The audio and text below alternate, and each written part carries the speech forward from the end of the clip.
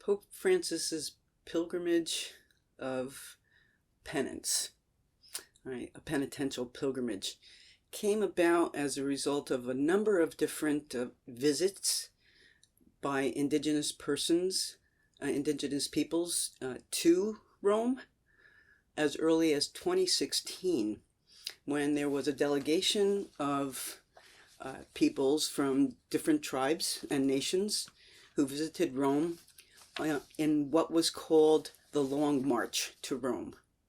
And the Long March to Rome was designed specifically to request of the Pope, to meet with and request of the Pope, revocation of the bulls of discovery, the doctrine of discovery, which gave incredible license to the Portuguese and the Spanish in particular for Western colonization, which resulted in murders, in imprisonment, enslavement, and ultimately also left to a kind of genocide. It was, for all intents and purposes, a genocide committed against the indigenous peoples of both what we call today North and South America. The nation of Canada had established a Truth and Reconciliation Commission for the indigenous peoples, and the Long March folks were members of that Truth and Reconciliation Commission, and they were empowered to make the trip, to make the journey to Rome in 2016. And they did meet with Pope Francis in 2016, and then they met also with one of the cardinals, Geneva Papal Nuncio, Archbishop Silvano Maria Tomasi of the Pontifical Council for Justice and Peace. They met with him after their meeting with Pope Francis, and his words to them were that it may be time that the Vatican makes a statement regarding revocation of the bulls of discovery, the doctrine of discovery.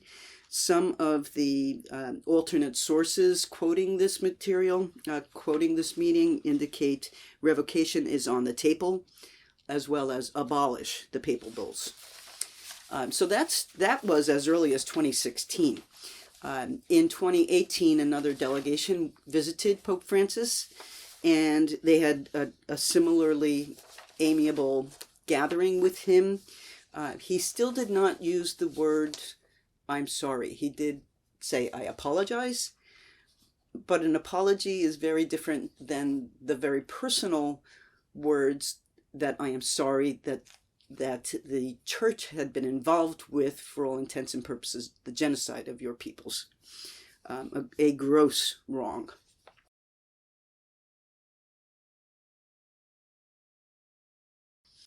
He's making the pilgrimage now because the indigenous peoples are asking him to revoke the doctrine. When he met with a third group of indigenous peoples just this past March and April, right, so 2022, they met with him. They had, it was remarkable, the care with which the Vatican provided to the visitors, the indigenous peoples. They met with Pope Francis. They met with other members of the dicasteries, and they presented Pope Francis with a few gifts. One of them was a pair of moccasins. And the woman who had given him the moccasins had said, "I am not giving these to you. I am presenting them to you now for you to return them to me when you come to Canada. You must come to Canada." So his trip was really, in large part, to return the moccasins. Mm. And he did so on the first day of the visit. And also on that first day of the visit, he was presented by the indigenous peoples with the traditional headdress of the chiefs of the indigenous peoples, which he accepted, and I suppose has been returned to the Vatican and is now in a special location for persons to see and to recognize the great humility with which Pope Francis received the gift, and the humility also with which Francis engaged the penitential pilgrimage itself. I could not count all of the times that he actually used the very terms that were asked of him. I am sorry. I am truly sorry. It could not have been more honest.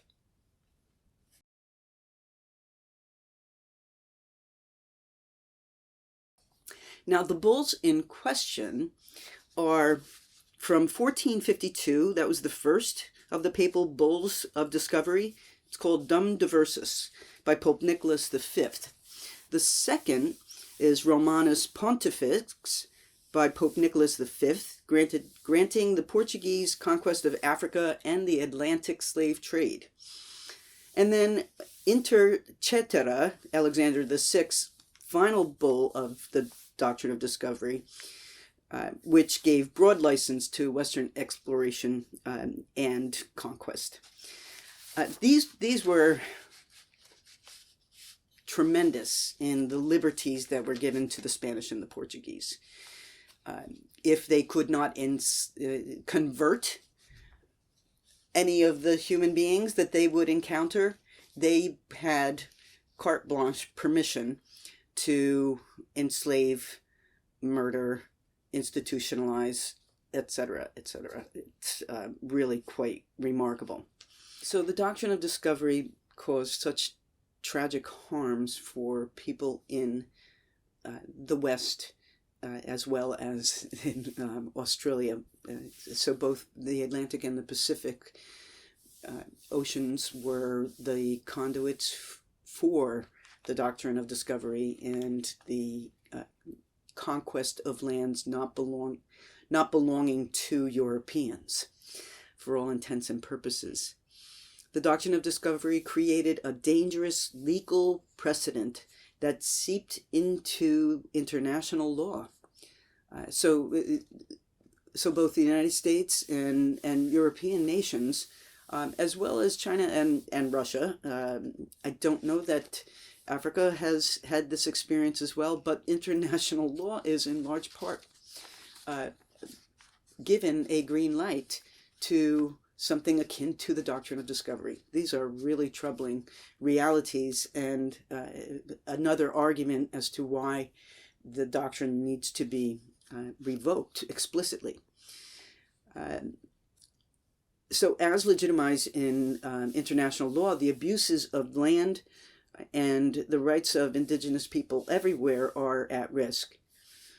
So analyzing the doctrine from an ethical and theological perspective with the force of justice, the best and definitive solution for relief of these harms to the indigenous peoples globally is to go beyond saying, I am truly sorry, but with resolute action, renounce, repudiate, rescind, retract, revoke the bills now.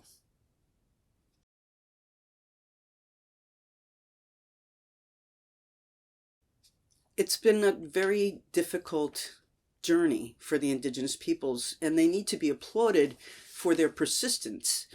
Not unlike what we know in the United States, but both with indigenous peoples and with our Black and brown sisters and brothers, that there's a long way to reconciliation. And there are many routes to achieve a lasting peace. And that's what the pilgrimage was about, for Pope Francis to restore the peace that only God can give. The major accomplishments are the indigenous people's voices and experiences have been heard. And in that hearing, Pope Francis offered the deepest expressions of sorrow for so many offenses committed against them.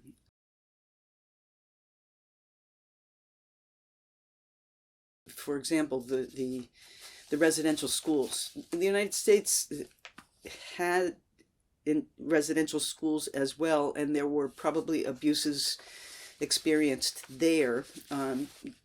In Canada, one of the more frightening and disturbing findings were the unmarked graves of hundreds, and now reporting in the over 3,000 numbers of children who were residents of those schools. Some of them who died of malnutrition, of disease, many of them of abuse of all sorts, emotional abuse, physical abuse, sexual abuse. There are still investigations going on to find the missing children, their remains. So that work needs to continue, certainly. And all of us, not just Pope Francis, need to reconcile our own failures to appreciate the first peoples of the land that the West stole from the original inhabitants. It was not an easy conquest. It wasn't friends meeting new friends or people meeting persons with whom they could become friends. We need in the United States to be more attentive to restoring the properties, repairing through reparations, providing better means of living for indigenous peoples, both in Canada and in the United States. As our Black and brown sisters and brothers have suffered from the history of enslavement and other abuses, our indigenous peoples have, and from both camps, or all three camps, we have calls for reparations. Not just an abrogation, and sorry that happened, but concrete actions to lift persons who have been unjustly denied their opportunities to live and grow and flourish in our time. So those are the kinds of things that need to be done, the concrete things, right? The specific policies that need to be put in place are beyond my purview, but they are necessary to really repair the damage, is through reparations. But the final piece of this is the three bulls that I mentioned, Dum Diversus, Romanus Pontifex, and Inter Cetera, have not officially been revoked, that is, renounced, rescinded. And at the Penitential Pilgrimage, we saw many persons holding up signs saying, rescind the doctrine, or revoke the doctrine, using very specific words, not abrogate. Abrogate is just, okay, so we're just not going to count that anymore. A rescinding is a formal declaration that this is not only null and void, we were wrong. That we were wrong. So, unfortunately, at this moment in time, Pope Francis has not made a public declaration that the doctrine of discovery has been revoked or rescinded, or any of the other terms that are acceptable.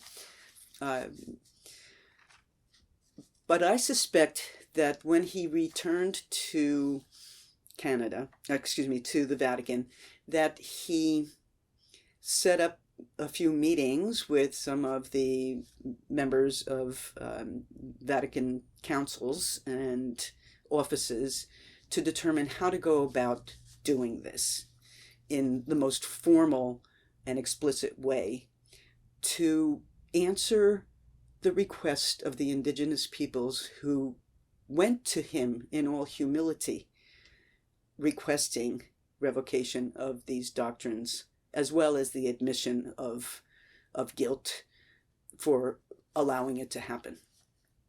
And then I think we can move to genuine reconciliation between our peoples.